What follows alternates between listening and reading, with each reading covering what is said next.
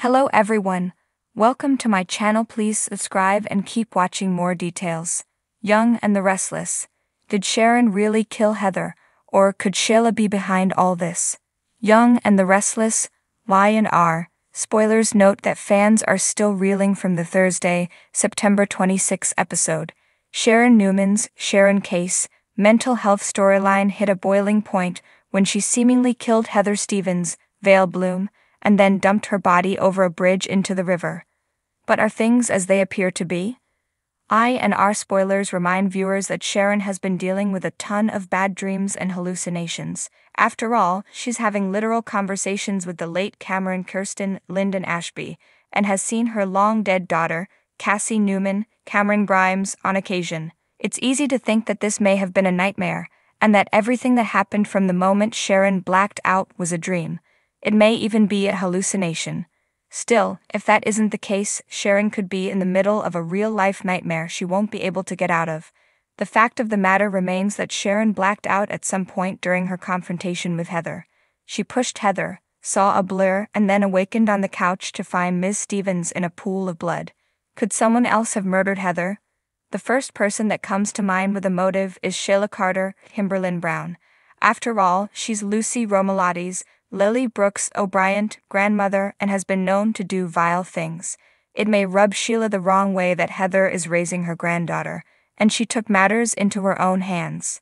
Sheila's on the bold and the beautiful B&B, right now married to Deacon Sharp, Sean Cannon, and has been behaving, but that doesn't mean she couldn't take a quick trip to Genoa City to stir up some chaos, right? Then again, the list of potential killers, other than Sharon, is endless. From Sheila's daughter Daisy Carter, Yvonne Zima, to possibly Heather's ex-boyfriend from Portugal. Even if Heather is truly dead, maybe Sharon wasn't the murderer after all. The residents of Genoa City were buzzing with whispers, their lives intertwined by scandal, betrayal, and secrets that simmered just beneath the surface. But today, the conversation in hushed tones was centered around Sharon Newman and the haunting mystery of Heather's death. Sharon stood at the center of it all, her once tranquil world shattered by accusations too horrific to believe. Did Sharon really kill Heather, or was something more sinister at play? Perhaps, as some were beginning to whisper, Sheila Carter had a hand in this twisted web. Heather Stevens' death had rocked the entire town. Her body was found near the Newman Ranch, a lifeless figure draped across the garden path, her bright future snuffed out in an instant. The initial shock had given way to confusion and fear, especially when whispers started circling that Sharon might be responsible. A devoted mother and a staple in Genoa City's elite, Sharon's reputation had seen its fair share of ups and downs over the years, but murder? That seemed impossible, yet the evidence, as the police claimed, was damning. A scarf belonging to Sharon had been found near Heather's body, and there were reports that the two women had been seen arguing just days before Heather's death.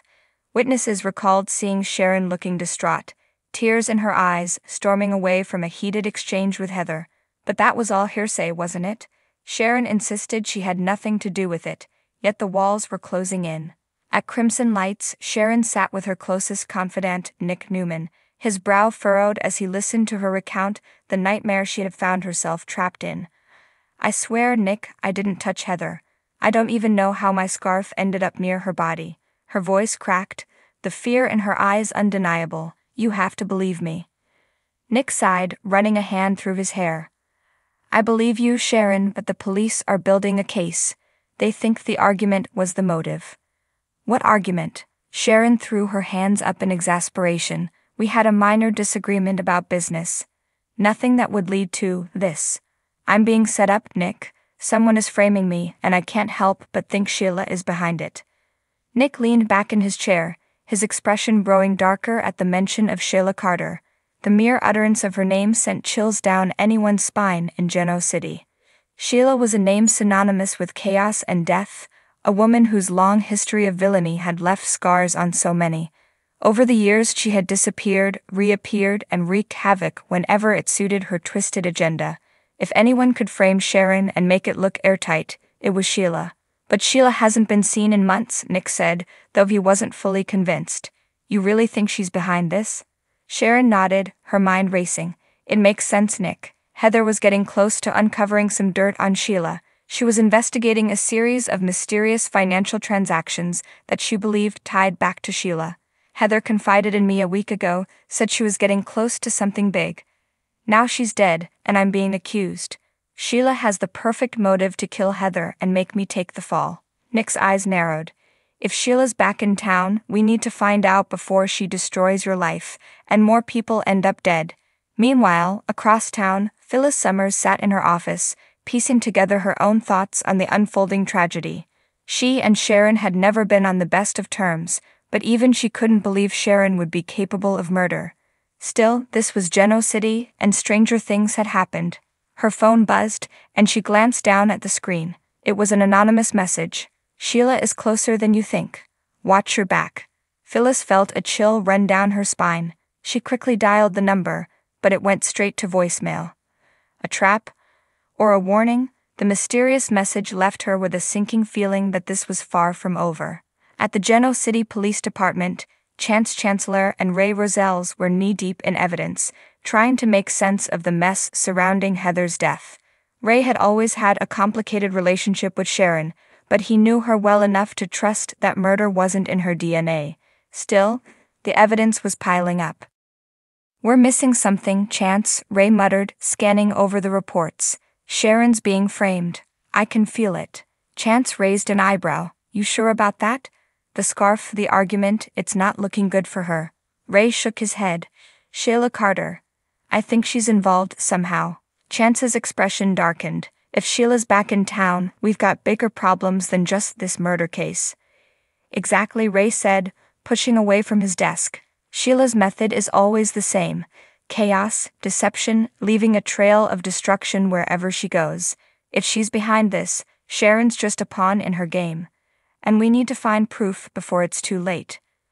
As the investigation continued, whispers grew louder. Could Sheila really be behind it all? Was she in town, hiding in plain sight, watching as the town turned against Sharon? And if so, what was her endgame? Days later, a new piece of evidence surfaced. A security camera caught a glimpse of a woman near the scene of the crime the night Heather died. She had been wearing a dark wig, her face obscured by sunglasses. The footage was grainy, but one thing was clear: it wasn't Sharon. Ray's heart raced as he showed the footage to Nick and Sharon. "This could be it," Ray said. "If we can prove this woman is Sheila, we can clear your name." Sharon's eyes filled with hope for the first time in days. "We have to find her, Ray, before she disappears again." Nick placed a protective hand on Sharon's shoulder. "We will. Sheila won't get away with this." But as they worked to uncover Sheila's trail, Sheila herself was already planning her next move, lurking in the shadows, waiting for the right moment to strike.